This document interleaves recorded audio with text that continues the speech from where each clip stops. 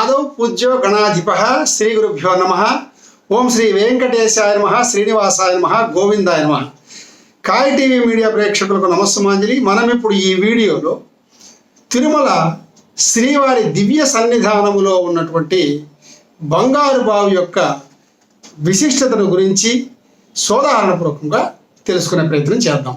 పూర్వం శ్రీనివాసుడికి జరిగేటటువంటి సేవలన్నింటిలో వాడే తీర్థాన్ని ప్రతిరోజు అర్చకులు, ఏకాంగులు పాపనాశనము లేదా ఆకాశగంగ నుండి తీసుకొని వచ్చేవారు.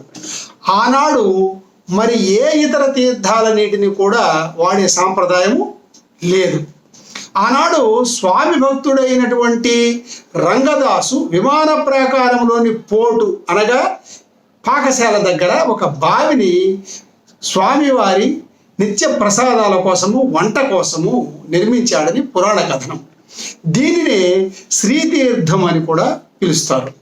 ఆ తర్వాతి కాలంలో తిరుమలను సందర్శించిన మహానుభావుడైనటువంటి యామునాచార్యుల వారు శ్రీ మహాలక్ష్మిని అంటే శ్రీదేవిని భక్తితో ప్రార్థించి అన్నప్రసాదములు చేసే ఈ వంటశాల దగ్గరున్న బావిలో ఆకాశగంగ పాపనాశన తీర్థాల సన్నిధానం ఉండేటట్లు చేయగలిగాడు.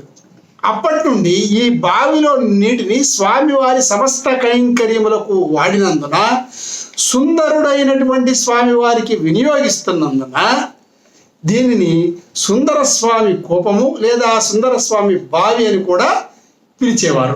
ఆ తర్వాతి కాలంలో భగవద్ రామానుజాచార్యుల వారు తిరుమల శ్రీవారిని దర్శించిన సమయంలో ఈ సుందర స్వామి తీర్థాన్ని పరిశీలించి అన్ని సేవలకు ఈ తీర్థరాజమునే వాడమని కట్టడి చేశాట. అలాగే భవిష్యోత్తర పురాణం, వరాహ పురాణం, బ్రహ్మ పురాణాల ప్రకారము రంగదాసుడనే గొప్ప భక్తుడు ఈ బావిని నిర్మించాడని, ఆ తర్వాతి కాలంలో ఆయనే తొండమాన్ చక్రవర్తిగా అవతరించి శ్రీనివాసుని ఆజ్ఞతో ఆలయ నిర్మాణం చేపట్టినప్పుడు ఈ బావిని రాతితో పకడ్బందీగా పునర్నిర్మించాడని తెలుస్తున్నది. అంతేకాదు పురాణ క్షేత్ర కథనాల ప్రకారం తొండమానుడు ఈ రాతి కట్టడంపై పరమాద్భుతముగా శోభాయమానముగా బంగారు రేకుని అమర్చాడట. అలాగే ప్రస్తుతము ఆలయ సాంప్రదాయాలు, నిత్య కైంకర్యాలలో ఈ బావి నీటినే ఎంతో ప్రధానముగా అర్చకులు ఉపయోగిస్తారు. ప్రస్తుత సంపంగి ప్రదక్షిణ దాటిన తర్వాత విమాన ప్రదక్షిణ మార్గంలో పోటుకి ఎదురుగా ఈ శ్రీతీర్థం అని పిలువబడేటటువంటి బంగారు బావి మనకు దర్శనమిస్తుంది.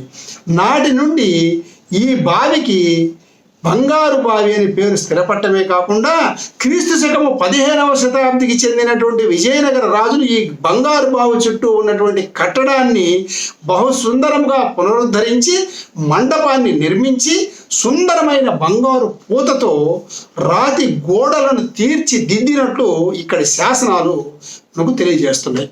అలాగే స్వామివారికి సమర్పించేటటువంటి లడ్డు, వడ, జిలేబీ, పొంగలి లాంటివి మరియు అనేక రకములైన ఇతర నైవేద్యాలకు ప్రస్తుతం ఈ నీటినే వాడుతున్నారు. ఈ బంగారు బావిలోని నీరు సమస్త తీర్థ రాజములకు నిలయమని, సాక్షాత్తు గంగమ్మ స్వరూపమని, శ్రీ మహాలక్ష్మి సాన్నిధ్యంతో ఈ నీటిలో ఎంతో గొప్పగా పవిత్రత ఉందని భక్తులు విశ్వసిస్తారు. అందుకే దీనిని శ్రీతీర్థం అని కూడా పిలుస్తారు. అయితే ప్రస్తుతం స్వామివారి దర్శనం అనంతరము పోటు దగ్గరికి వెళ్ళి దగ్గర నుండి ఈ బావిని దర్శించవచ్చు, నమస్కరించుకోవచ్చు. కానీ సామాన్య భక్తులు ఈ బావి నీటిని నేరుగా తాకుటకు అనుమతి లేదు. కొంచెం దూరముగా ఉండి చక్కగా నమస్కరించుకోవచ్చు. ఆ తర్వాత భక్తులకు ఈ బంగారు బావిలోని శ్రీతీర్థాన్నే వాళ్లకు తీర్థంగా ఆచార్యులు అందిస్తారు. అలాంటి ఈ బంగారు బావిని ప్రతి భక్తుడు తిరుమల వెళ్ళినప్పుడు శ్రద్ధగా పరిశీలించి నమస్కరించుకుందరుగాక. ఓం నమో వెంకటేశాయ. స్వస్తి. మరిన్ని అప్డేట్స్ కోసం మా కాయ్ టీవీని సబ్స్క్రైబ్ చేసుకోండి. మా వీడియో కనుక మీకు నచ్చినట్లయితే లైక్ చేయండి, షేర్ చేయండి. మీ విలువైన అభిప్రాయాలను కామెంట్ బాక్స్లో తెలియజేయండి.